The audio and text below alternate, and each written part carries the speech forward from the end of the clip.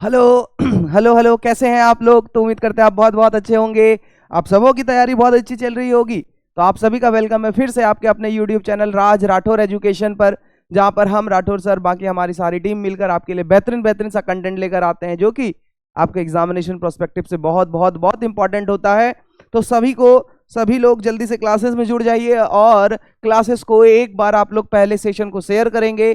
जिन्होंने सब्सक्राइब नहीं किया है वो सब्सक्राइब करेंगे, और सेशन को जिन्होंने अभी तक लाइक भी नहीं किया है वो लोग लाइक कर दे, क्योंकि आज का क्लास इंपॉर्टेंट होने वाला है। और अगर आप भारत के मध्यकालीन भारत की बात करते हैं, किसकी बात करते हैं? मध्यकालीन भारत की बात करते हैं। तो मध्यकालीन भारत में आपको क्या देखने को मिलेगा? मध्यकालीन भारत में आपको यह देखने को मिलेगा कि यहां पर जब हम सल्तनत पीरियड की बात कर रहे थे, तो सल्तनत पीरियड में खिलजी के बाद जो है कौन आता है? आपका तुगलक डायनेस्टी आता है। अब तुगलक डायनेस्टी कैसे आता है, हम इस सारे चीजों की चर्चा करेंगे। जैसा कि आपको पता है कि खिलजी डायनेस्टी में दो राजा हुआ करते थे, जो दो सुल्तान हुआ करते थे, जो सबसे ज्यादा इंपॉर्टेंट थे। एक तो आपका क्या था? जलालुद्दीन था, और एक अलाउद्दीन था। अलाउद्दीन खिलजी के बारे में हमने कल के क्लास में पढ़ा, और अलाउद्दीन खिलजी के ही टाइम पीरियड में उसके सैनिकों में से एक व्यक्ति था जिसका नाम था गियासुद्दीन तुगलक। एक व्यक्ति था जिसका नाम क्या था? गियासुद्दीन तुगलक था। और गियासुद्दीन तुगलक को दिलवारा नामक जगह पर जो है उसको क्या बनाया गया था? गवर्नर बनाया गया था। क्या बनाया गया था? गवर्नर बनाया गया था। क्या बनाया गया? गवर्नर बनाया गया था दिलवारा नामक जगह पर। और वहीं से जो है जब अलाउद्दीन खिलजी की मृत्यु हो जाती है, तो उसके मन में भी एक लालसा बनती है, भैया दिल्ली के गद्दी पर हम भी बैठे। और धीरे धीरे क्या होता है कि वो दिल्ली के गद्दी पर बैठ जाता है। ये सारी चीजें हम आज के क्लास में डिस्कस करने वाले हैं, और साथ साथ में उसके बंगाल अभियान की भी बात करेंगे, उसके बेटे की बात करेंगे। सारे चीजों की हम चर्चा आज के क्लासेस में करने वाले हैं। तो आपको यहां से पता चल पा रहा होगा कि जो आज का क्लासेस है वो क्या है? हिस्ट्री है। और हिस्ट्री में भी क्या? तो हिस्ट्री में आपको तुगलक वंश को लेकर दिखाई दे रहा है। क्या दिखाई दे रहा है? तुगलक वंश के लिए आपको दिखाई दे रहा है, जो कि आपके किसी भी एग्जामिनेशन के लिए प्रोस्पेक्टिव इंपॉर्टेंट आपको देखने को मिलता है। ठीक है, आपका किसी भी एग्जाम के लिए आपके लिए इंपॉर्टेंट है। तो जल्दी से सभी को इस सेशन को एक बार शेयर कर दीजिएगा, और जितने लोग अभी तक ज्वाइन नहीं हुए हमारे सेशन में, जल्दी से आप लोग ज्वाइन हो जाइए। उसके बाद हम आज के क्लासेस में आगे की ओर बढ़ते हैं। ठीक है, ठीक है, चलिए हम आगे की ओर बढ़ते हैं जल्दी से।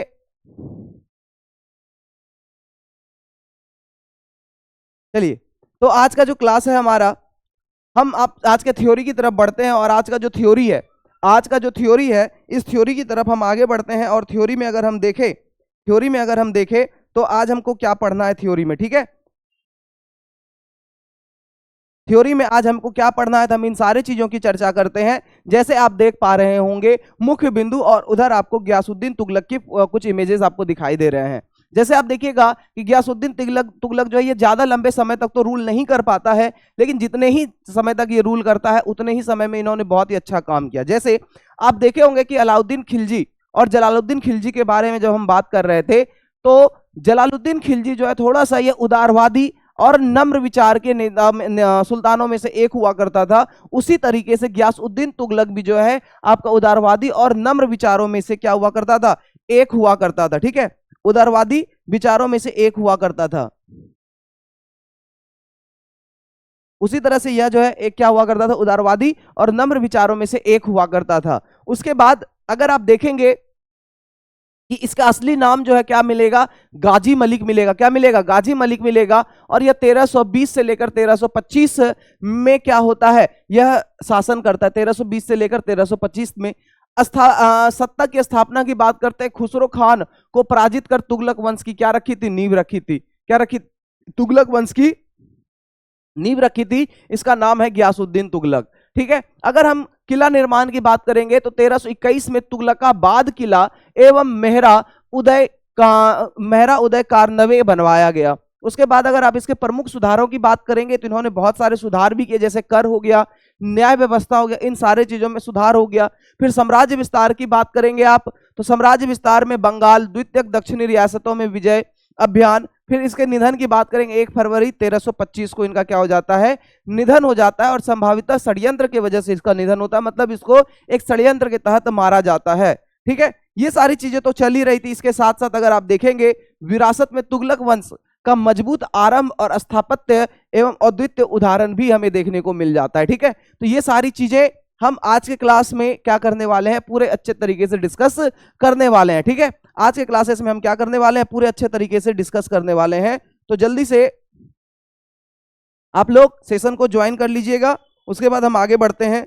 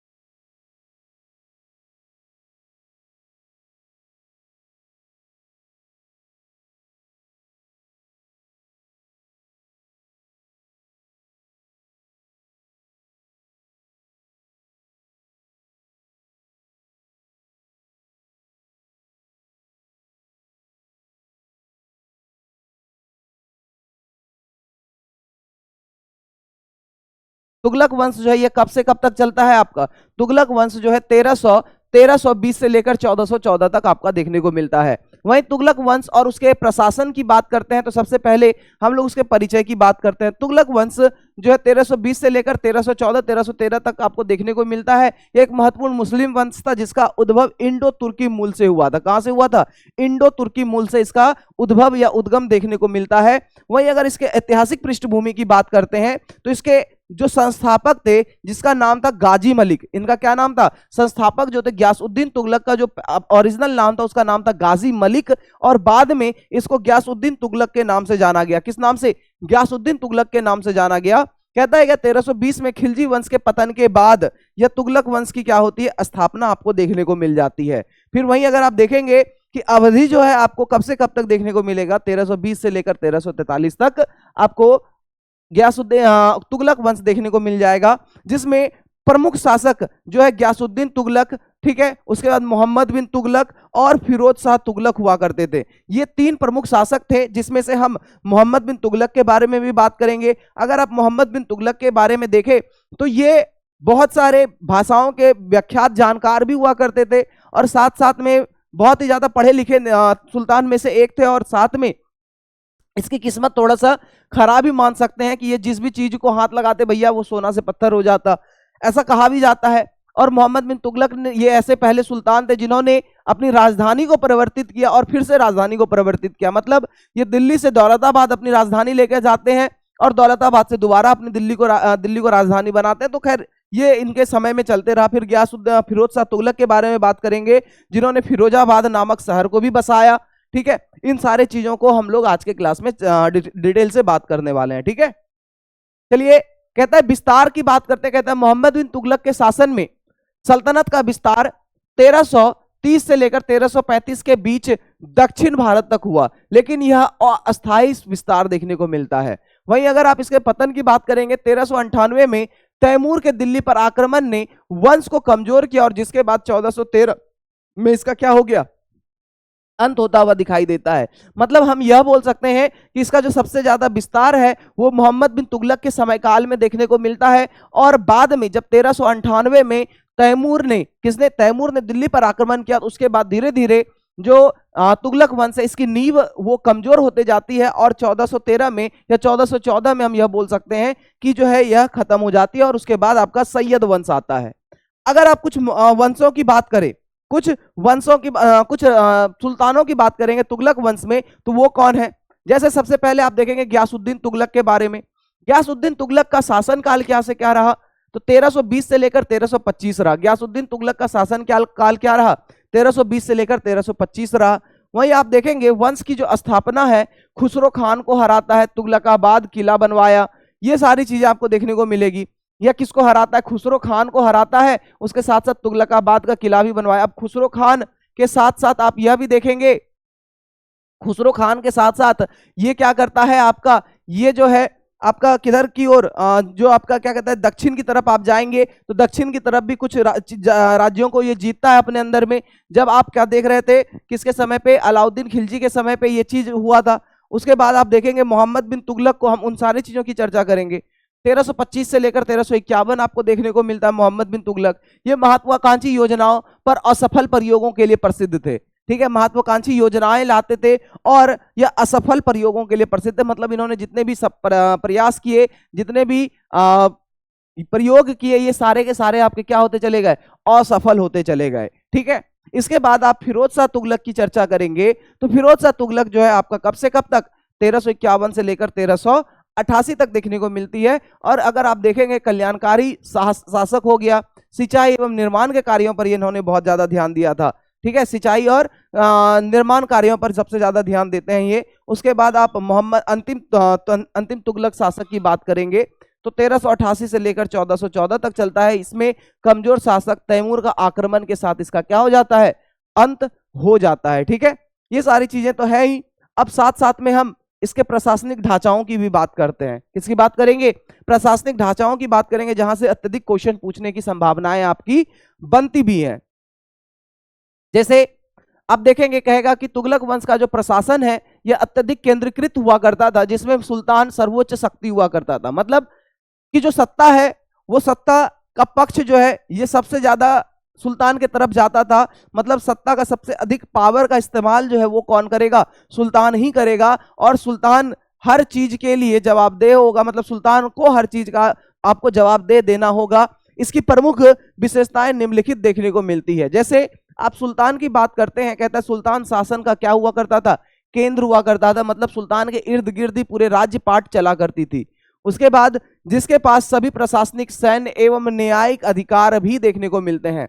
हालांकि आज के समय जब हम डेमोक्रेटिक कंट्री की बात करते हैं तो डेमोक्रेटिक कंट्री में आपको इस तरीके का शासन व्यवस्था देखने को नहीं मिलता है। आज के समय जो आपको डेमोक्रेटिक शासन व्यवस्थाएं देखने को मिलती है, इसमें यह देखने को मिलती है कि हम सरकार को अलग अलग हिस्सों में डिवाइड कर कर पढ़ते हैं। जैसे आपको पता ही है कि हम पावर शेयर करते हैं, क्या करते हैं, पावर शेयर करते हैं। और पावर शेयर में भी हम अलग अलग हिस्से में करते हैं। जैसे आपका क्या होता है, लेजिस्लेचर होता है, एग्जीक्यूटिव होता है, जुडिशरी होता है। फिर उससे भी, ये तो हमारा पावर के तरफ हो गया। उसके साथ साथ और भी हम डिस्ट्रीब्यूट करते हैं, जिसमें आप क्या देखते हैं कि सेंट्रल गवर्नमेंट हो गया, स्टेट गवर्नमेंट हो गया और लोकल सेल्फ गवर्नमेंट हो गया। सबको अलग अलग विषयों पर कानून बनाने का अधिकार दिया गया, जिसको हम लोग लिस्ट कहते हैं। आपको लिस्ट भी हम बताए थे, जिसको अनुसूची आप कहते हैं। ठीक है, अनुसूची में सूची कहते हैं उसको। सूची में आपको पता है कि हमने केंद्र सूची की बात करी थी, राज्य सूची की बात करी थी, समवर्ती सूची की बात करी थी, साथ साथ में अवशिष्ट सूची की भी बात करी थी।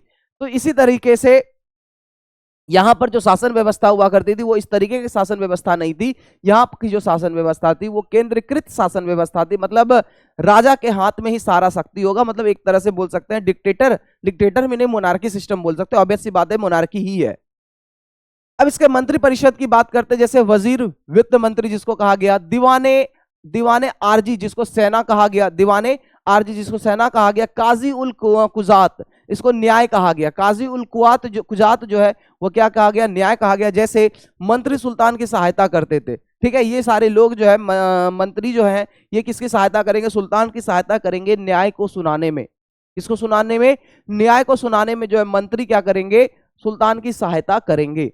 इसके साथ साथ अगर आप देखें, इस समय इक्ता प्रणाली चला करती थी। क्या चला करती थी, आपकी इक्ता प्रणाली को देखने को मिलता है। और इक्ता प्रणाली को धीरे धीरे क्या हुआ कि इसको तुगलक किसने, इल्तुतमिश ने शुरू किया था। इल्तुतमिश के द्वारा तो और भी चीजें शुरू हुई थी। जैसे इल्तुतमिश के द्वारा चालीसा दल की शुरुआत हुई थी। इल्तुतमिश के द्वारा किसकी शुरुआत हुई थी, चालीसा दल की शुरुआत होती है। ठीक है, किसकी शुरुआत होती है, चालीसा दल की शुरुआत होती है। और इल्तुतमिश ने इक्ता प्रणाली की शुरुआत करी थी। अब आप बोलेंगे इक्ता प्रणाली क्या होता है, तो इक्ता प्रणाली कल के क्लासेस में भी हमने डिस्कस किया था कि इक्ता प्रणाली क्या होता है। इक्ता प्रणाली में जो आपके सेना होते हैं, जो आपके सिपाही होते हैं, सिपाही को क्या किया जाता है, उसके उसके सैलरी के बदले, उसके वेतन के बदले जो उसको क्या दिया जाता था, भूमि दिया जाता था। इसी को हम लोग क्या कहते हैं, इक्ता प्रणाली कहते हैं। कहता है इसको इल्तुतमिश ने शुरू किया, लेकिन तुगलकों ने भी इसको क्या रखा, जारी रखा। इसके तहत भूमि का राजस्व सैन्य अधिकारियों को सैन्य सेवा के बदले दिया जाता था। वहीं अगर आप बात करते हैं प्रांतीय शासन, प्रशासन आपको देखने को मिलेगा। प्रांतीय प्रशासन में क्या, साम्राज्य को प्रांतों में, विलायत जिसको कहा गया, साम्राज्य को प्रांतों में विभाजित किया गया और जिन्हें क्या कहा गया, वालियों या फिर मुक्तियों द्वारा शासित किया जाता था। किसके द्वारा? वालियों या फिर मुक्तियों द्वारा शासित किया जाता था। हालांकि आपको हम जब बता रहे हैं तो उसमें से जो गयासुद्दीन तुगलक है, कौन है? गयासुद्दीन जो तुगलक है, ये भी खुद ही क्या हुआ करता था? गवर्नर हुआ करता था। ये खुद ही क्या हुआ करता था? गवर्नर हुआ करता था। कहां पे हुआ करता था? तो आपको हम बताए थे दिलारपुर का ऐसे करके कुछ हुआ करता था। दिलारपुर एक जगह है, दिलारपुर, हाँ ठीक है, दिलावतपुर ऐसे करके कुछ जगह है, वहां का ये गवर्नर हुआ करता था। किसके समय में? ये उसके समय में हुआ करता था, मतलब अलाउद्दीन खिलजी के समय में हुआ करता था, वहां का गवर्नर हुआ करता था। कहता है इसके न्याय व्यवस्था की हम बात करते हैं। कहता है क्या कि सरिया कानून के आधार पर न्याय प्रदान किया जाता था। कौन सी कानून? तो आपको यह ध्यान रखना है कि इस समय सरिया व्यवस्था चलती थी। कौन सी व्यवस्था? सरिया व्यवस्था आपको देखने को मिलती है। कहता है लेकिन गयासुद्दीन और फिरोज शाह ने सामाजिक कल्याण पर भी क्या दिया था? ध्यान दिया था। हमने आपको यह भी बताया कि जो गयासुद्दीन तुगलक है यह थोड़ा सा नम्र मिजाज का, जिस तरीके से आपको कौन देखने को मिलता है? जलालुद्दीन खिलजी देखने को मिलता है। थोड़ा सा सामाजिक कार्यों की तरफ सामाजिक कार्यों के प्रति उसका ज्यादा रुझान था। उसी तरीके से आपका इसका भी सेम ही चीज आपको देखने को मिलेगा। ठीक है, चलिए आगे अगर आप देखेंगे तो ये थोड़ा सा कुछ देने का कोशिश किए थे, लेकिन थोड़ा सा ये हो गया, आपको साफ साफ दिखाई नहीं दे रहा होगा। ठीक है, ये साफ साफ दिखाई नहीं दे रहा होगा, हालांकि आते दिख जाता है।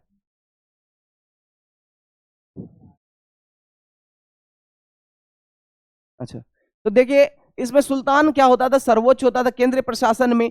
प्रमुख मंत्रियों में वजीर जो कि वित्त प्रमुख हुआ करता था। आरजीए मुमालिक हुआ करता था जिसका नाम है सेना प्रमुख। ठीक है, दीवाने क्या होता था? रिसालत हुआ था जिसका नाम है विदेश विभाग। ठीक है, या फिर दीवाने इंसा जो हो गया दस्तावेज और पत्राचार जो व्यवस्था संभालते थे वो कहलाते हैं। ठीक है, तो ये केंद्रीय प्रशासन में अलग अलग लोग देखने को मिलता है। यहां से भी क्वेश्चंस बन सकता है कि भैया दीवाने इंसा जो है किसके दरबार में हुआ करते थे? तो दीवाने इंसा जो है यह तुगलक वंश के दरबार में हुआ करते थे। इसमें किसमें? तो तुगलक वंश में गयासुद्दीन तुगलक में आपको देखने को मिलता है। अब हम सबसे पहले गयासुद्दीन तुगलक के बारे में बात करते हैं। दीपालपुर है, ठीक है, दीपालपुर बात कर रहे थे हम। किसकी बात कर रहे थे? दीपालपुर बात कर रहे थे, तो दीपालपुर था। अब देखिएगा गयासुद्दीन तुगलक की बात करेंगे 1320 से लेकर कब तक रहता है? 1325 तक। हालांकि इनका ज्यादा लंबा टाइम पीरियड नहीं रहता है, लेकिन जितना भी रहता है इन्होंने बहुत अच्छा काम भी किया था। मतलब इन्होंने अपना इफेक्ट छोड़ के गया। अब इफेक्ट क्या क्या छोड़ा उसकी बात करते हैं। जैसे न्याय और कल्याण की बात करते हैं। कहते हैं गयासुद्दीन ने न्याय, परोपकार और जन कल्याण पर आधारित प्रशासन की स्थापना की। ठीक है, मतलब हमने आपको कई बार बताया कि जलालुद्दीन खिलजी और आपका गयासुद्दीन तुगलक दोनों एक ही तराजू पे बैठे हुए नेता हैं या एक ही बैठे हुए सुल्तान है, क्योंकि दोनों को सामाजिक कल्याण पर ज्यादा दोनों ने जोर दिया था और इन्होंने भी वही सामाजिक कल्याण, जन कल्याण पर ज्यादा जोर दिया। उसी पर आधारित इसकी प्रशासन व्यवस्था भी देखने को मिलती है। कहता है संचार और परिवहन की बात करते हैं तो इन्होंने डाक व्यवस्था की शुरुआत करी। किसकी शुरुआत करी? डाक व्यवस्था की शुरुआत करी। सड़कों को बनाया, संचार के साधनों में क्या किया? सुधार किया। साथ साथ में किसानों के लिए, हमने कल आपको बताया भी था कि किसानों के लिए उन्होंने बहुत अच्छा काम किया। जो सिंचाई व्यवस्था की नींव रखी बहुत ही अत्यधिक, वो कौन करते हैं? वो गयासुद्दीन तुगलक करते हैं। कौन करेंगे? गयासुद्दीन तुगलक की बात करते हैं। तो कहता है कृषि और सिंचाई की बात करते हैं तो सिंचाई सुविधाओं को क्या दिया? बढ़ावा दिया। और किसानों को क्या दिया? इन्होंने समर्थन प्रदान किया। वहीं आप सहिष्णुताओं की बात करते हैं। हिंदुओं के प्रति उदार नीति अपनाई इन्होंने और जिसके कारण इनकी क्या होती है? बहुत दूर दूर तक प्रशंसा भी देखने को मिलती है। मतलब ये उदारवादी नेता आपको देखने को मिल जाते हैं। ये कैसे नेता आपको देखने को मिलते हैं? उदारवादी नेता आपको देखने को मिल जाते हैं। वहीं अगर आप देखें प्रशासनिक आधार पर मुल्तानियों मतलब पंजाब और दीपालपुर के समर्थकों पर निर्भरता थी। ठीक है, किसके? मुल्तानियों मतलब पंजाब और दीपालपुर के समर्थकों पर क्या देखने को मिलती है? निर्भरता आपको प्रशासनिक आधार पर देखने को मिलती है। अब हम बात करते हैं मोहम्मद बिन तुगलक की। किसकी बात करेंगे? तो मोहम्मद बिन तुगलक की बात करेंगे। यह 1325 से लेकर 1351। कब तक? 1325 से लेकर 1351। अब देखिए मोहम्मद बिन तुगलक की अगर हम बात करते हैं पर्सनल लाइफ की, तो भैया व्यक्ति अच्छा था, साथ साथ में व्यक्ति बहुत ज्यादा विद्वान भी था। लेकिन अगर देखा जाए तो व्यक्ति जो है ये किस्मत का बहुत ज्यादा मारा था। ठीक है, अब आप सोचिए कि ये अपने राज्य को बचाने के लिए क्या करता है कि पूरे राजधानी को उठाकर कहां लेके जा रहा था? शिफ्ट कर दिया दौलताबाद। लेकिन हुआ क्या कि जाते जाते बहुत सारे जो इसके सिटीजन थे, जो नागरिक थे, वो क्या होती है कि भैया जो दौलताबाद मतलब आपका सेंट्रल हाईलैंड जो कि आपका पेनिनसुलर प्लेट्यू है, आपका दक्षिणी पठार है, उसका जो सबसे ऊपर वाला हिस्सा है, सतपुड़ा रेंज वगैरह सबका, उन सारे जगह पे तो गर्मी बहुत भयानक देखने को मिलती है। अब ये लोग उतना गर्मी या फिर जो क्लाइमेटिक चेंज हुआ वो बर्दाश्त नहीं कर पाया और आधा लोग निकल लिया। उसके बाद फिर अब ये देखा कि भैया हमारा नागरिक बचा ही नहीं, तो और क्या किया जाए। फिर जब ये यहाँ से वापस होने लगा दिल्ली की तरफ, तो फिर से वही हाल हो गया। तो कहीं ना कहीं हम यह बोल सकते हैं कि ये थोड़ा सा किस्मत का मारा हुआ आदमी था। उसके बाद टोकन मुद्रा लेकर आया ताकि चोरी चपाटी धांधली से बचा जा सके, लेकिन इनका टोकन मुद्रा ही कॉपी किया जाने लगा, जाली आने लगा बाजार में 2 टोकन मुद्रा। अब उससे भी बड़ी समस्या हो गई, मतलब जो गरीबी और अमीरी थी वो बिल्कुल ही खत्म हो गई, सब एकदम बराबर बराबर करने लगा। वो खुद बोलने लगा भैया हम खुद राजा हैं, है ना। ये सबसे ज्यादा समस्या देखने को मिलती है। इसके बाद कर वृद्धि हो गई, फिर कृषि सुधार हो गया। इन सारे चीजों की हम बात करते हैं। कहता है क्या कि मोहम्मद बिन तुगलक जो है अपने महत्वाकांक्षी लेकिन असफल सुधारों के लिए क्या थे, प्रसिद्ध थे। इन्होंने दिल्ली से देवगिरी मतलब जिसको दौलताबाद कहते हैं को राजधानी बनाया, लेकिन कई कठिनाइयों के कारण इसे वापस भी क्या करना पड़ा, वापस करना पड़ा। फिर टोकन मुद्रा की बात करते हैं। इन्होंने 1329 से लेकर 1332 में तांबे की मुद्रा जिसको जीतल को चांदी के टांका में क्या होता है समकक्ष शुरू किया गया, लेकिन जालसाजी के कारण वह क्या हो गया, विफल हो गया। मतलब यहां पर भी आपको धोखाधड़ी देखने को मिलने लगा। फिर कर की वृद्धि की बात करेंगे तो कर की वृद्धि में कहता है गंगा यमुना दोआब के में कर को बढ़ाया गया, जिससे किसानों में विद्रोह और अकाल की स्थिति आ गई। अब गंगा यमुना दोआब कौन सा क्षेत्र है तो आपको पता ही है, ठीक। ये उत्तराखंड से कुछ इस तरह से गंगा आपकी निकलती है, ठीक है, और उसी के ठीक बगल से जो है यमुना निकलती है और कुछ मिल जाती है यहाँ पे। तो ये जो क्षेत्र आपका कहलाता है, ये जो क्षेत्र कहलाता है, इसी क्षेत्र को हम लोग क्या कहते हैं, दोआब कहते हैं। क्या कहते हैं, दोआब कहते हैं। मतलब 2 नदियों के बीच का जो क्षेत्र है उसको क्या कहा जाता है, दोआब कहा जाता है। तो दोआब में खेती अत्यधिक मात्रा में होती है, क्योंकि यहाँ की जो मिट्टी होती है बहुत ही ज्यादा उर्वरक मिट्टी होती है, यहाँ पे जलोढ़ मिट्टी पाई जाती है, जिसके वजह से मोहम्मद बिन तुगलक क्या करता है, यहाँ पर टैक्स को बढ़ा देता है। क्या करता है, टैक्स को बढ़ा देता है, मतलब कर को बढ़ा देता है, जिसके वजह से किसानों में क्या हो गया, विद्रोह का स्थिति पैदा हो गया और अकाल की स्थिति उत्पन्न होने लगी।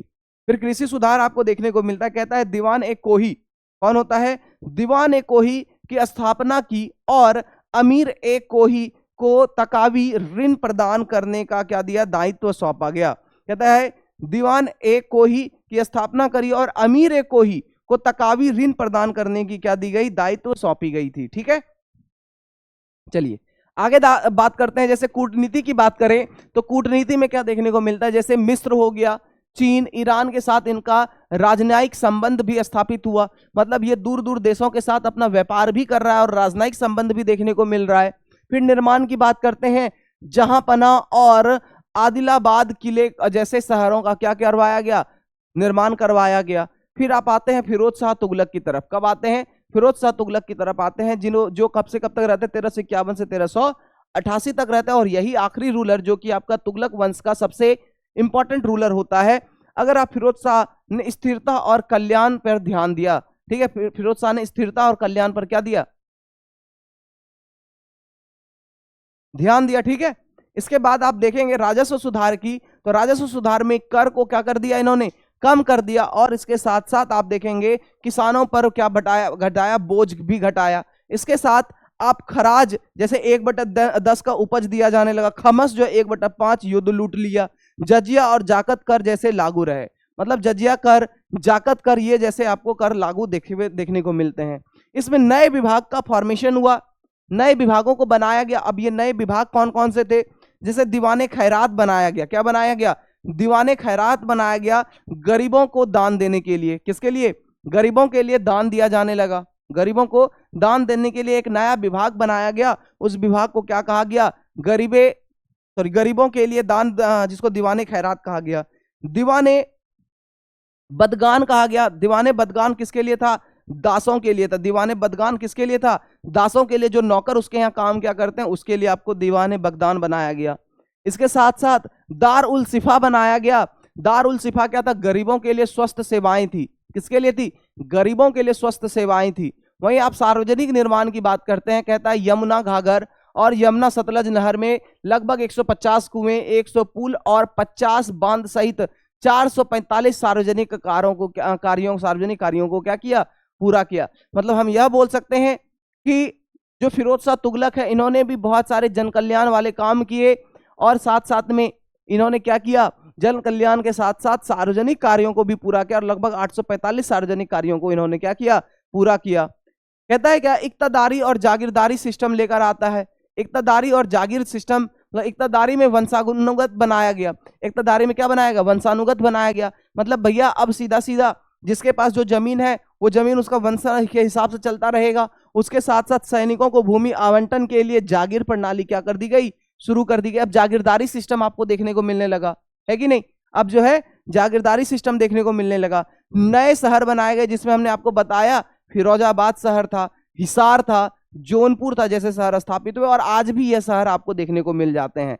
आज भी यह शहर आपको देखने को मिल जाते हैं और सारे के सारे आपको यूपी में देखने को मिल जाएंगे। कहां देखने को मिलेंगे, यूपी में देखने को मिलेंगे। इसके धार्मिक नीतियों की बात करते हैं। कहता है जजिया को ब्राह्मणों पर लागू किया गया और कुछ हिंदू मंदिरों को क्या किया गया, नष्ट किया गया, जिसमें उसकी नीतियों में कट्टरता भी दिखती थी। ठीक है, मतलब आप यह फिरोज शाह तुगलक के बारे में बात कर सकते हैं कि भैया ये धर्म के हिसाब से देखा जाए तो बड़ा ही कट्टर राजा था। धर्म के हिसाब से क्या था, बड़ा ही कट्टर राजा था, क्योंकि जजिया कर जो है सिर्फ किसके ऊपर लागू थी, ब्राह्मणों के ऊपर लागू थी और साथ साथ में कुछ हिंदू मंदिरों को भी क्या कर दिया गया, नष्ट कर दिया गया, जिसके वजह से आप इसके कूटनीतिक में या राजनीतिक में इसको एक देख सकते हैं कि यह कट्टरता भी दिखाई देती है। ठीक है, चलिए अब बात करते हैं आर्थिक और सामाजिक नीतियों की। ठीक है, आर्थिक और सामाजिक नीतियों की बात करते हैं, लेकिन थोड़ा सा पहले पानी पी लिया जाए।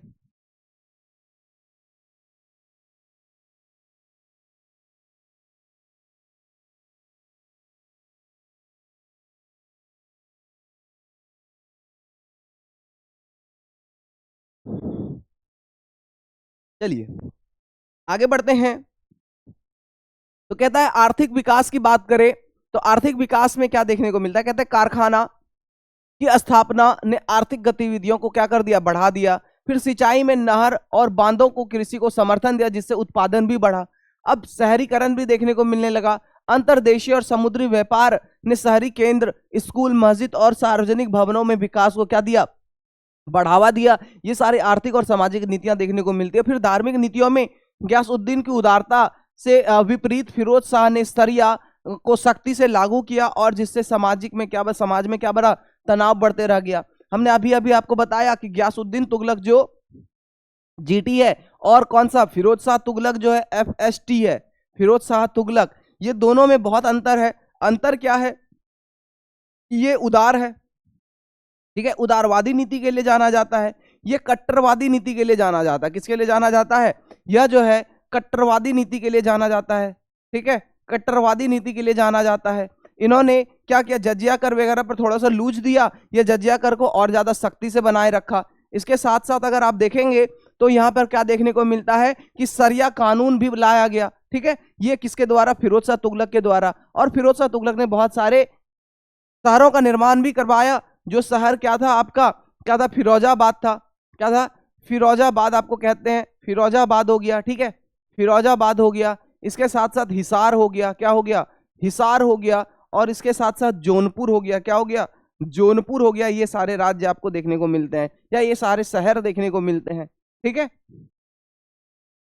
आगे चुनौतियों और पतन की बात करते हैं। कहता है मोहम्मद बिन तुगलक के प्रयोग जो है वो बहुत ही ज्यादा क्या होता है, एक तरह से हम बोल सकते हैं क्या कि सफल नहीं हो पाता है और सफल प्रयोग आपको देखने को मिलता है। जैसे आप टोकन मुद्रा की बात करते हैं, राजधानी परिवर्तन की बात करते हैं, जैसे असफल प्रयोगों ने आर्थिक संकट और विद्रोह को क्या कर दिया, जन्म दे दिया। और उनके 25 वर्षों में 36 विद्रोह हुए। मतलब क्या कि ये जितने साल राज्य नहीं किया भैया, उससे ज्यादा यह विद्रोह का सामना करता है।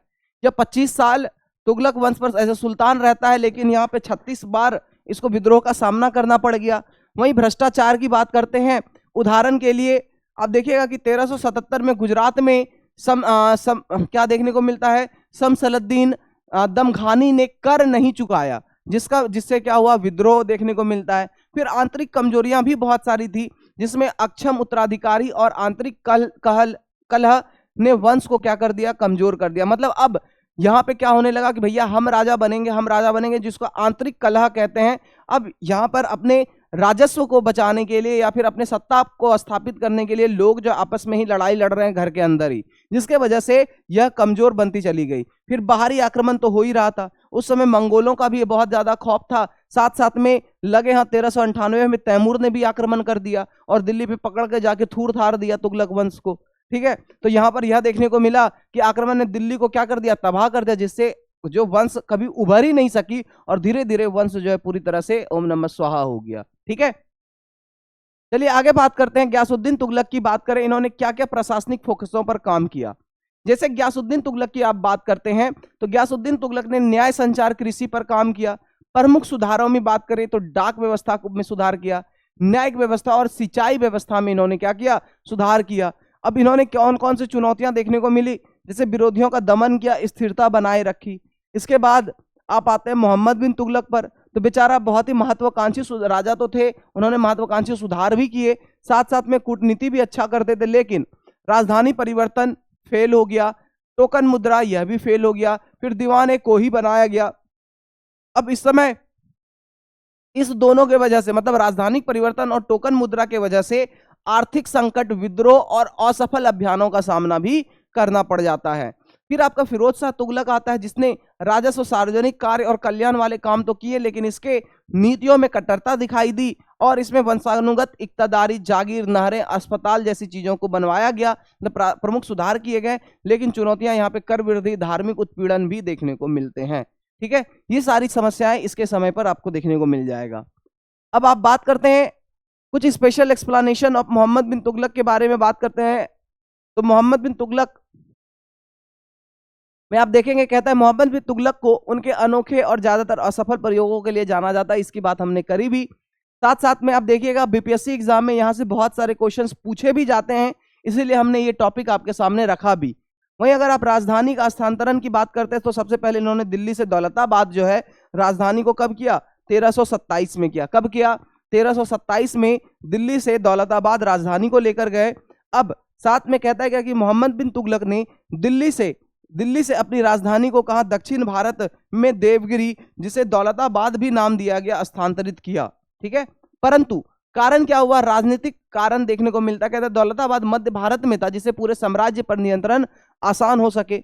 मतलब भारत के बीचों बीच में था दौलताबाद, जिसके वजह से ये बोला कि भैया अगर हम यहाँ बैठ जाएंगे तो यहाँ से हम उत्तर की तरफ भी शासन कर सकते हैं, पूरब की तरफ, पश्चिम की तरफ और दक्षिण की तरफ भी हम क्या कर सकते हैं, शासन कर सकते हैं। ठीक है, जिसके वजह से इसको लगा कि भैया काम आसान हो जाएगा, लेकिन काम आसान कुछ नहीं हुआ। दक्षिण भारत पर नियंत्रण करना थोड़ा सा मुश्किल वाली बात थी। दक्षिण में विद्रोह को दबाने पर प्रशासन को मजबूत करने के लिए, इसलिए वहां पर वो क्या करता, अपने राजनीतिक राजधानी को बनाना चाहा, लेकिन वह असफल प्रयास हुआ।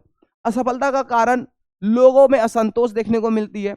दिल्ली की जनता, कुलीन वर्ग को जबरन दौलताबाद जाना पड़ा, जिसने नाराजगी बढ़ गई। फिर लॉजिस्टिक समस्याएं देखने को मिली, जैसे लंबी दूरी, पानी और संसाधनों की कमी ने यात्रा को क्या बनाया, कठिन बना दिया, और परिणाम अंत में राजधानी को वापस दिल्ली लाना पड़ गया। ये आपको चीज देखने को मिल जाएगा। ठीक है, चलिए की नोट की बात करते, कहता है यह प्रयोग उनकी दूरदर्शिता लेकिन अव्यवहारिक निर्णयों पर का उदाहरण देखने को मिलता है। फिर टोकन मुद्रा की बात करते हैं। टोकन मुद्रा भी एक असफल प्रयास ही रहा था, असफल प्रयोग ही रहा था। अब क्या हुआ टोकन मुद्रा में, कहता है मोहम्मद बिन तुगलक ने सोने और चांदी की मुद्रा की जगह किसका लाया, ब्रॉन्ज और तांबे मतलब कॉपर की सस्ती मुद्राएं चलाई, जिन्होंने टोकन मुद्रा कहा गया, जिसे कहा गया टोकन मुद्रा कहा गया। कहता है आर्थिक सुधार को देखते हुए उन्होंने सोने चांदी की कमी को पूरा करना मतलब क्या किया गया, खत्म, बंद कर दिया गया। और साथ साथ में चीन का प्रभाव, मतलब चीन में कागजी मुद्रा का सफल प्रयोग देखकर उसे प्रेरणा मिली और यह बोला कि भैया सोना चांदी इतना बर्बाद क्यों करना, हम क्या करते हैं, चीन में जैसे कागजी मुद्रा आई हम उसी तरह का अपना भी काम कर सकते हैं। फिर असफलता के कारण क्या हुए, कहता है जालसाजी देखने को मिलने लगा। मतलब भैया आज के समय में जब लोग जालसाजी कर सकते तो उस समय तो और कर सकते थे। लोग नकली सिक्के बनाने लगे क्योंकि कांस्य और तांबा क्या था, सस्ता देखने को मिलने लगा। अब राजाओं के प्रति विश्वास की कमी देखने को मिलने लगी, जिसको हम लोग नो कॉन्फिडेंस मोशन कहते हैं, है ना। मतलब जनता और व्यापारियों ने इन सिक्कों को स्वीकार नहीं किया। साथ साथ में परिणाम की बात करते तो कहता है अर्थव्यवस्था में अराजकता फैली और टोकन मुद्रा को क्या करना पड़ गया, वापस लेना पड़ गया। ठीक है, ये सारी चीजें देखने को मिलती है। अब दूसरा कारण, दोआब क्षेत्र में कर की वृद्धि भी हुई थी, और यह कब की गई, 1328 से 1329 में। कौन से दोआब, तो हमने अभी अभी आपको बताया कि उत्तराखंड से निकलने वाली जो गंगा है वो कुछ इस तरह से, और साथ साथ में जो यमुना का जो दोआब क्षेत्र है वो, ये दो के बीच में इस जो इलाका आपको देखने को मिलता है, इसको हम लोग क्या कह रहे हैं, दोआब कह रहे हैं। और यह जो दोआब है कौन सा है, तो इधर यमुना हो गया। ठीक है, ठीक है, ये वाला यमुना हो गया, यमुना हो गया, और ये क्या हो गया, गंगा हो गया। तो यमुना और गंगा के बीच में जो दोआब क्षेत्र है ये कृषि के लिए अत्यधिक महत्वपूर्ण हुआ करता था, जिसके वजह से हम यह बोल सकते हैं, यह बोल सकते हैं कि यहाँ पर जो कर व्यवस्था थी उसको क्या कर दी गई, कर व्यवस्था को बढ़ा दी गई, कर व्यवस्था को क्या कर दी गई, बढ़ा दी गई। और कर व्यवस्था को क्या कर दी गई, बढ़ा दी गई। और यहां पर से लोगों के बीच में भी, मतलब जो किसान वर्ग हुआ करते थे, इसके बीच में भी असंतोष का माहौल देखने को मिलने लगा। जैसे आप यहां देख सकते हैं, कहता है कि मोहम्मद ने दोआब क्षेत्र मतलब गंगा यमुना के बीच में उपजाऊ क्षेत्र को करों को क्या कर दिया गया, बढ़ा दिया गया। अब आप बोलेंगे कि इस जगह का क्षेत्र इतना ज्यादा उपजाऊ क्यों होता है, तो हमने कई बार आपको बताया कि यहाँ पे उपजाऊ होने का सबसे बड़ा कारण है जो मिट्टी यहाँ पाई जाती है, और उस मिट्टी को क्या कहते हैं, जलोढ़ मिट्टी कहते हैं। अब जलोढ़ मिट्टी क्या होती है, तो आपको पता ही है कि जब हर साल बाढ़ में आने वाली मिट्टी क्या करती है, मिट्टी को परिवर्तित कर देती है। तो हालांकि वो जलोढ़ मिट्टी का ही टाइप होता है, जिसको हम लोग खादर कहते हैं। क्या कहते हैं, खादर कहते हैं। तो इस पूरे इलाके में जो मिट्टी पाई जाती है वो खादर मिट्टी पाई जाती है। कैसी, खादर पाई जाती है। ठीक है, जिसके वजह से यहाँ की उर्वरक क्षमता जो है अत्यधिक होती है, और जब उर्वरक क्षमता अत्यधिक होगी तो जो फसल का उपज होगा वो भी अधिक होगा। इसी वजह से मोहम्मद बिन तुगलक ने सोचा कि भैया यहाँ पे कर को क्या करते हैं, बढ़ा देते हैं। ठीक है, अब क्या हुआ, कारण क्या हो गया, आर्थिक जरूरत। अपनी महत्वाकांक्षी योजना जैसे सैन्य अभियानों के लिए धन जुटाना।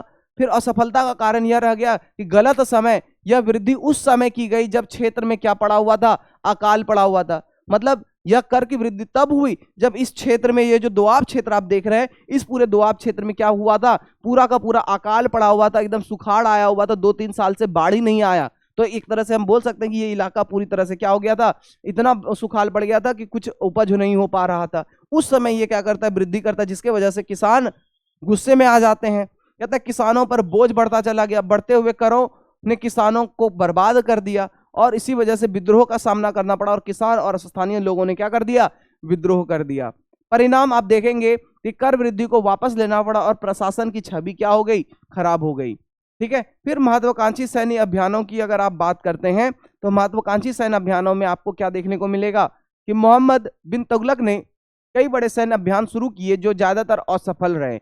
जैसे खुरसाना और चीन अभियान हुआ। क्या हुआ, खुरसान और चीन अभियान हुआ। कहता है मध्य एशिया और चीन पर आक्रमण की योजना बनाई। मतलब क्या, मध्य एशिया और यह चीन पर आक्रमण की योजना बनाता है। भैया उस आज के समय जब ब्रिटिश हमारे भारत में आया था, तो ब्रिटिश के पास मॉडर्न वेपन हुआ करता था, मॉडर्न वेपन हुआ करता था। वो मॉडर्न वेपन लेकर चीन को नहीं जीत पाया, तो तुम क्या जीत पाते चीन को। ठीक है, तो ये चीन पर आक्रमण करने चला था। कहता है कांधार और इराक पर कब्जे की कोशिश की गई। मतलब कांधार आपका क्या हो गया, अफगानिस्तान हो गया। अफगानिस्तान को रूस तो ढेर कब्जा कर पाया है ना। कहता इन क्षेत्रों को अपने साम्राज्य में शामिल करने का प्रयास हुआ, लेकिन यह क्या हो गया, असफल हो गया। रूस अमेरिका दोनों की बात कर रहे, दोनों कांधार मतलब अफगानिस्तान को अपने अंडर नहीं मिला सके। तो हालांकि वो अलग बात है। कारण की बात करते हैं, कहता है विशाल साम्राज्य की चाह की बात करे, कहता वह एक विशाल साम्राज्य बनाना चाहता था। मतलब जैसे अशोक ने अपने साम्राज्य को विस्तृत किया, उसी तरह से मोहम्मद बिन तुगलक भी अपने साम्राज्य को बढ़ाना चाहता था, लेकिन यह असफल प्रयास रहा।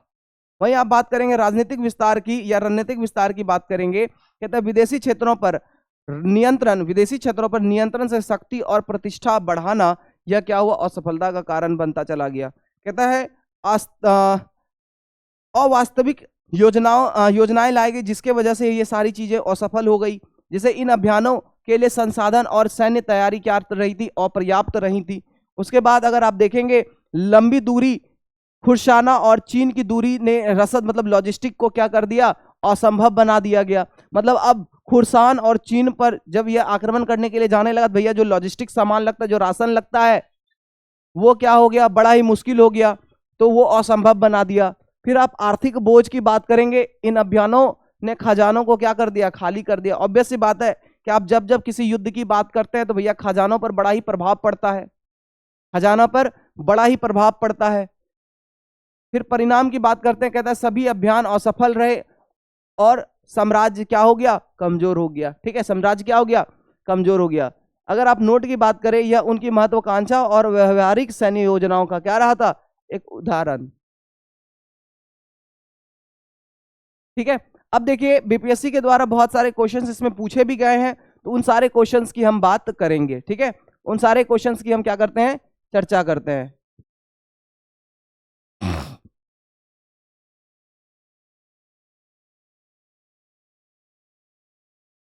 देखिए कुछ इस तरीके का क्वेश्चंस पूछा गया है, जैसे आप देखेंगे दौलताबाद राजधानी किसने स्थानांतरित करी थी, या भारत की प्रतीक मुद्रा कौन सी किसने शुरू करी थी, दाग प्रणाली की शुरुआत का उद्देश्य क्या था, मोहम्मद बिन तुगलक ने प्रशासनिक नीतियों की क्या करें, विवेचना करें, और फिरोज शाह तुगलक की आर्थिक नीतियों की समीक्षा करें, और साथ साथ में तुगलक स्थापत्य कला की विशेषताओं का पर प्रकाश डाले। इस तरीके का क्वेश्चंस आपके प्री और मेंस में पूछे जाते हैं, तो ये क्वेश्चंस आपके लिए इंपॉर्टेंट है, यहां से भी आप देख सकते हैं।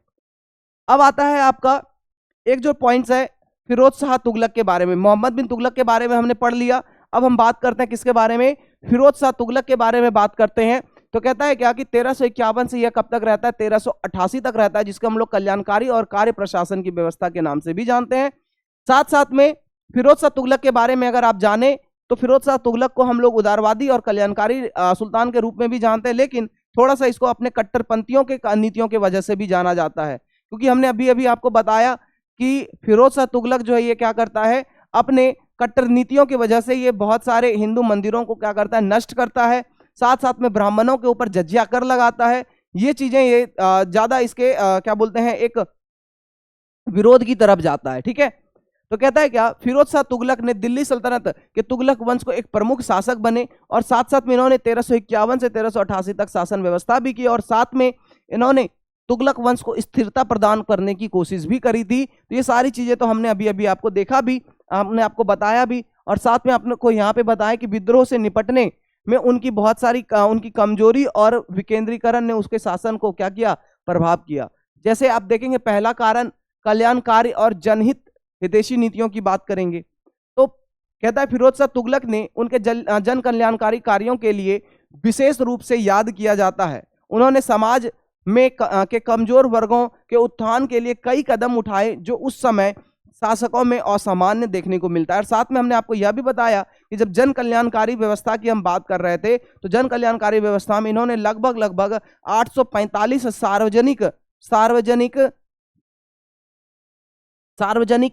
सार्वजनिक क्षेत्रों का निर्माण भी करवाया, सार्वजनिक क्षेत्रों का क्या करवाया, निर्माण भी करवाया। ठीक है, सार्वजनिक क्षेत्रों का निर्माण करवाया। इसमें से लगभग अगर आप देखेंगे तो 150 कुआं जो है दोआब क्षेत्र में बनवाया गया था, 150 क्षेत्र जो है कुआं दोआब क्षेत्र में बनाया गया था, और इसी तरह से बहुत सारी चीजें जो है आपका सार्वजनिक क्षेत्रों में इसका निर्माण देखने को मिल जाता है। फिर आप बात करेंगे दीवान ए खैरात की स्थापना की बात करते हैं, दीवान ए खैरात की स्थापना की अब बात करेंगे। कहता है फिरोज ने गरीबों और जरूरतमंदों की सहायता के लिए एक ऑर्गेनाइजेशन बनाया, एक विभाग बनाया, जिसको क्या कहा गया, दीवान खैरात बनाया गया, जिसको क्या कहा गया, दीवान खैरात कहा गया। वहीं अगर आप देखेंगे कि विभाग स्थापित किया गया, इस विभाग का मुख्य उद्देश्य गरीब लड़कियों की शादी में आर्थिक सहायता प्रदान करना और बेसहारा लोगों की क्या करनी थी, मदद करनी थी। वहीं आप देखेंगे रोजगार ब्यूरो की स्थापना हुई, मतलब उसके राज्य में कितने लोगों के का रोजगार है या नहीं है, उसकी योग्यता के हिसाब से उसको रोजगार देने के लिए रोजगार ब्यूरो की क्या होती है, स्थापना देखने को मिलती है। कहता है फिरोज शाह ने बेरोजगार लोगों के लिए रोजगार ब्यूरो की स्थापना की, जो लोगों को उनकी योग्यता के अनुसार रोजगार उपलब्ध कराने में क्या करता था, मदद करता था, और उनकी प्रशासनिक दक्षता और जनहित के प्रति क्या था, प्रतिबद्ध कार्य को दर्शाता भी है। फिर अस्पतालों की स्थापनाओं की बात करेंगे। कहा गया फिरोज शाह ने कई अस्पताल, जिसको दर उस सिफा कहा गया, ठीक है, अस्पताल को क्या कहा जाता था, दर उस सिफा कहा जाता था, वो बनवाया, और जहां पर गरीब को मुफ्त में चिकित्सा सुविधा प्रदान की जाती थी, और यह उनके जन कल्याणकारी सोच का एक और भी उदाहरण देखने को मिल जाता है। कहता है सिंचाई और कृषि की बात करते हैं, तो सिंचाई और कृषि कार्यों में भी इन्होंने बहुत सारे सुधार भी किए। जैसे फिरोज शाह तुगलक ने कृषि को बढ़ावा देने के लिए किसानों की स्थिति को सुधारने के लिए कई महत्वपूर्ण कदम उठाए। उन्होंने सिंचाई के लिए नहरों का निर्माण करवाया, साथ में कुएं का निर्माण करवाया। ये सारी चीजें हमने बात भी करी थी। नहरों के निर्माण की अगर आप देखें तो फिरोज शाह तुगलक ने नहरों का निर्माण करवाया, जिसमें यमुना नदी से हांसी तक नहर सबसे प्रसिद्ध है। फिर इसके अलावा सतलज और अन्य नदियों से भी नहरें निकाली गई। इन नहरों कृषि भूमि के सिंचाई को क्या दिया गया, बढ़ावा दिया गया और फसल उत्पादन में क्या हुई, वृद्धि हुई। इसके साथ साथ अगर आप कृषि सुधार आंदोलन की बात करेंगे, कृषि सुधार की बात करेंगे तो कहता है फिरोज शाह तुगलक या फिरोज शाह ने किसानों पर लगने वाले करों को क्या कर दिया, कम कर दिया, जो कि मोहम्मद बिन तुगलक ने क्या कर दिया था, बढ़ा दिया था। फिरोज शाह तुगलक ने क्या कर दिया, कम कर दिया और उनकी स्थिति में क्या सुधारने के लिए कई उपाय किए गए, जिसमें कठोर दंड प्रथाओं को समाप्त किया गया, किसानों को राहत प्रदान की गई। साथ में निर्माण कार्यों की बात करेंगे तो फिरोज शाह ने बहुत सारी चीजों का निर्माण भी करवाया। जैसे फिरोज शाह कोटला की आप बात करें तो दिल्ली में फिरोज शाह कोटला किले का निर्माण करवाया गया, जो आज भी उनके शासन की भव्यता का प्रतीक देखने को मिलती है। ठीक है, यह किला उनकी राजधानी का क्या हुआ करता था, केंद्र हुआ करता था। इसमें कई महल, मस्जिदें और अन्य संरचनाएं भी शामिल थी। फिर अशोक स्तंभों की स्थानांतरण देखने को मिलता है। कहता है क्या कि फिरोज शाह तुगलक ने अशोक स्तंभ को क्या कर दिया, उसके जगह से स्थानांतरित कर दिया। अशोक स्तंभ को स्थानांतरित कर दिया तो दो स्तंभ को दिल्ली में स्थानांतरित करवाया गया। एक स्तंभ को टोपरा, जिसका अंबाला से और दूसरा मेरठ से लाया गया। इन स्तंभों को दिल्ली में फिरोज शाह कोटला और अन्य स्थानों पर क्या किया गया, स्थापित किया गया। फिर अब अन्य निर्माणों की आप बात करते हैं तो कहता है फिरोज शाह ने हिसार जैसे, जौनपुर, फिरोजाबाद जैसे कई शहरों का क्या करवाया, निर्माण करवाया। ये सारी चीजों की हम बात कर भी रहे थे। कहता है इसके अलावा अगर आप देखेंगे उन्होंने कई मस्जिद, मदरसे और सराय, मतलब यात्रियों के विश्राम के लिए जगह का भी निर्माण करवाया। फिर आप देखते हैं यहाँ पर कि प्रशासनिक सुधार की आप बात करते हैं। कहता है फिरोज शाह तुगलक ने अपने प्रशासन को मजबूत करने के लिए कई सुधार किए। हालांकि कुछ नीतियों ने दीर्घकाल में सल्तनत को क्या कर दिया, कमजोर भी बना दिया था। जैसे कठोर दंडों का अंत हुआ। फिरोज शाह ने अपने चचेरे भाई मोहम्मद बिन तुगलक की कठोर नीतियों को क्या कर दिया गया, समाप्त कर दिया गया। इसके साथ साथ आप देखेंगे उन्होंने अपराधियों के लिए दंड को क्या किया, हल्का किया और शारीरिक यातनाओं को क्या किया, कम किया। हालांकि ये सारी चीजें हैं। कर प्रणाली की आप बात करते हैं तो कर प्रणाली में फिरोज शाह ने कर प्रणाली में क्या किया, सुधार किया। ये सारी चीजें देखने को मिलती हैं। साथ साथ में कई गैर जरूरी करों को क्या कर दिया गया, समाप्त कर दिया गया। और उन्होंने जजिया कर जैसे गैर मुस्लिमों पर क्या किया, लागू भी किया, जो इसके कट्टरपंथियों के चीजों को दिखाता है। और उनकी नीतियां एक क्या है, विवादास्पद हिस्सा भी देखने को मिलता है। फिर आप इसके विकेंद्रीकरण की आप बात करेंगे तो विकेंद्रीकरण में कहता है फिरोज शाह ने अपने साम्राज्य को मजबूत करने के लिए प्रशासन को विकेंद्रीकृत किया और उन्होंने कई क्षेत्रों को स्थानीय शासकों और सीमांतों के अधीन कर दिया गया।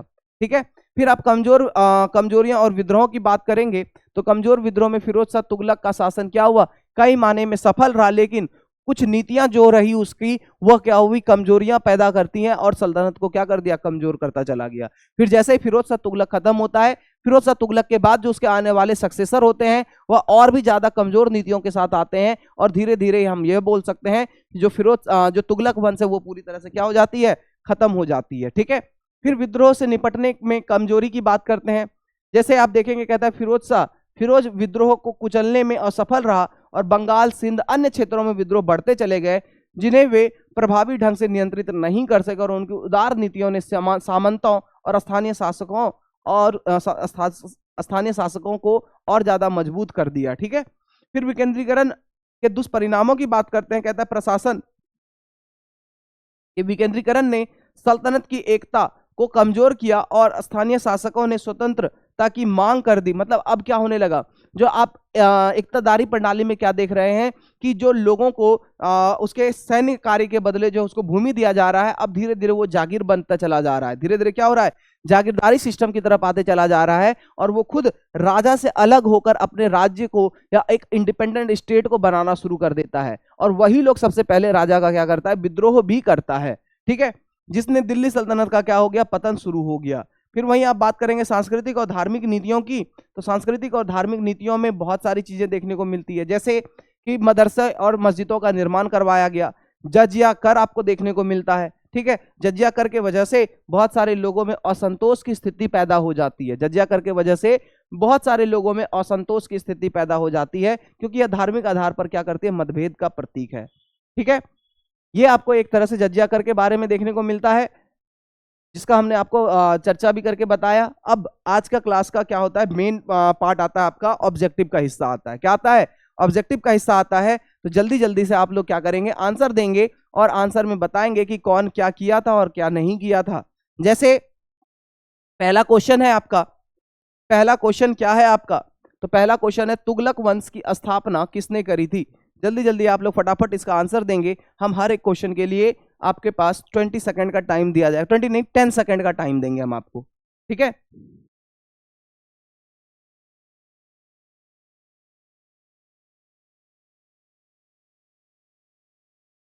चलिए 10 सेकंड का टाइम है आपके पास, टाइम आपका शुरू हो चुका है, जल्दी से आप लोग बताएंगे।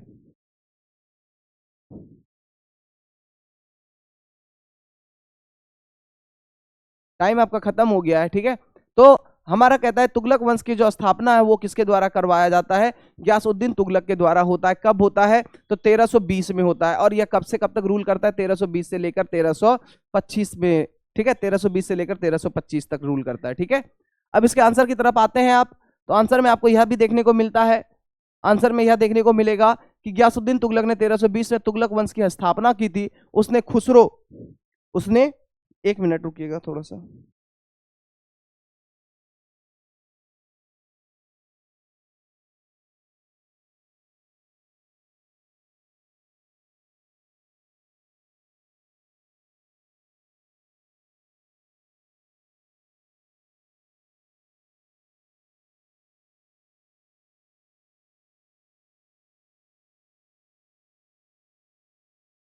चलिए, तो आगे बात कर रहे थे हम कि उसने खुसरो शाह को हराकर दिल्ली की सत्ता प्राप्त की और गाजी तुगलक की उपाधि भी हासिल कर ली थी। ठीक है, आप आगे देखेंगे अगले क्वेश्चन की तरफ। तो अगला क्वेश्चन आपका क्या कहता है, अगला क्वेश्चन कहता है दक्कन की राजधानी दौलताबाद स्थानांतरित करने का निर्णय किसने लिया था।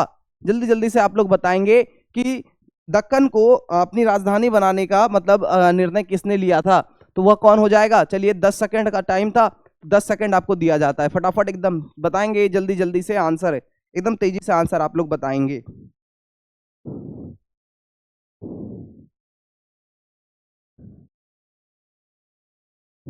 चलिए एकदम तेजी से आंसर बताएंगे, आपका टाइम खत्म हो गया है, आपका टाइम खत्म हो गया।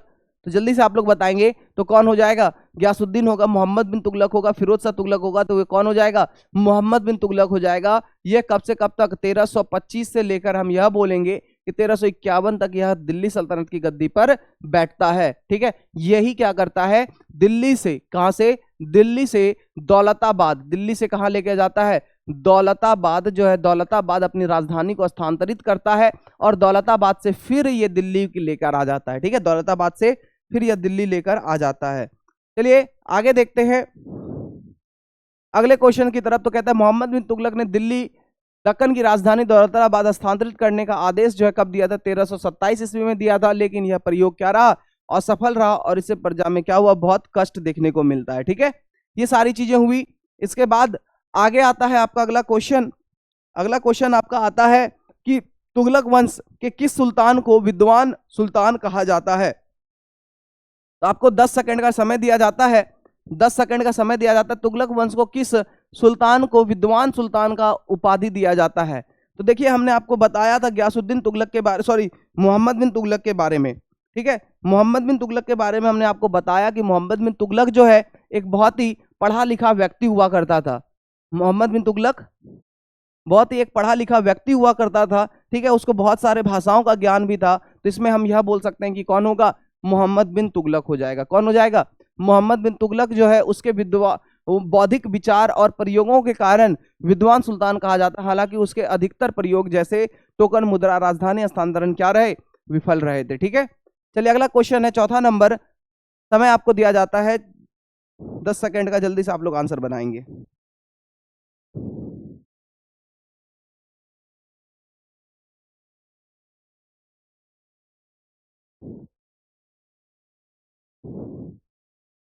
चलिए क्वेश्चन है, कहता है किस शासक ने ताम्र मुद्रा मतलब तांबे की मुद्रा टोकन करेंसी की शुरुआत करी थी? तो मोहम्मद बिन तुगलक होगा, गयासुद्दीन तुगलक होगा, फिरोज शाह तुगलक होगा, मुबारक शाह होगा।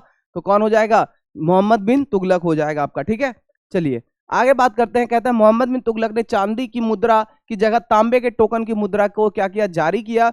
लेकिन लोग इसका नकली सिक्का बनाने लगे और इससे अर्थव्यवस्था क्या हो गई? बिगड़ गई थी। ठीक है, मतलब मोहम्मद बिन तुगलक जो है बेचारा चीन का कॉपी करना चाह रहा था, क्योंकि चीन में जो है यहाँ पर पेपर की मुद्रा चल रही थी, पेपर मुद्रा चल रही थी। अब ये यहीं से कॉपी करके ला रहा था, भैया सोने चांदी का क्यों इस्तेमाल करना, तांबे वगैरह का बनाते हैं। अब क्या होगा कि लोग भी तांबे की सिक्का को बनाने लगे। अब लोगों के बीच में असंतोष की स्थिति पैदा हो गई। जो व्यापारी लोग थे वो भैया सिक्का ले ही नहीं रहे थे, भैया हम लेंगे नहीं, नकली सिक्का है और असली सिक्का में कोई अंतर ही नहीं था। तो ये चीजें देखने को मिल जाती है। ठीक है, चलिए पांचवा क्वेश्चन है, कहता है फिरोज शाह तुगलक की प्रमुख उपलब्धि क्या थी? फिरोज शाह तुगलक की प्रमुख उपलब्धि आपको क्या देखने को मिल जाती है? तो फिरोज शाह तुगलक की अगर हम प्रमुख उपलब्धियों की बात करते हैं, युद्धों में विजय, सिंचाई प्रणाली का विकास, राजधानी का हस्तांतरण, टोकन मुद्रा की शुरुआत।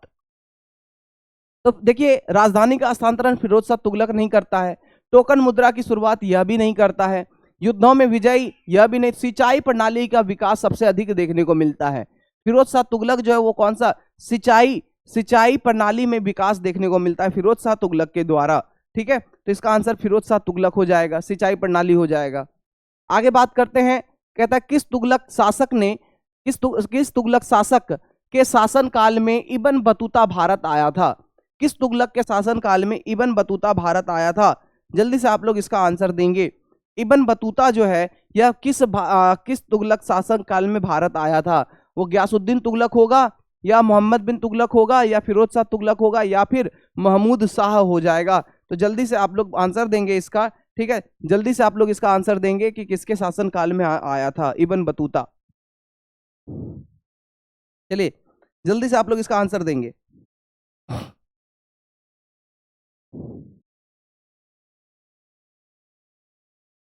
तो इसका अगर हम बात करते हैं, इब्न बतूता की बात करते हैं, तो इब्न बतूता जो है यह मोहम्मद बिन तुगलक के शासन काल में भारत आया था। किसके शासन काल में? मोहम्मद बिन तुगलक के भारत में यह आया था। कहता है मोरक्को का एक प्रसिद्ध यात्री इब्न बतूता 1333 ईस्वी में भारत आया और मोहम्मद बिन तुगलक के दरबार में काजी मतलब न्यायाधीश की नियुक्ति हुई थी इनकी। ठीक है, ऐसा ये काजी के रूप में यहाँ पर काम कर रहे थे। ठीक है, चलिए आगे बात करते हैं। कहता है किस तुगलक शासक ने फतेहाबाद नगर की स्थापना करी थी?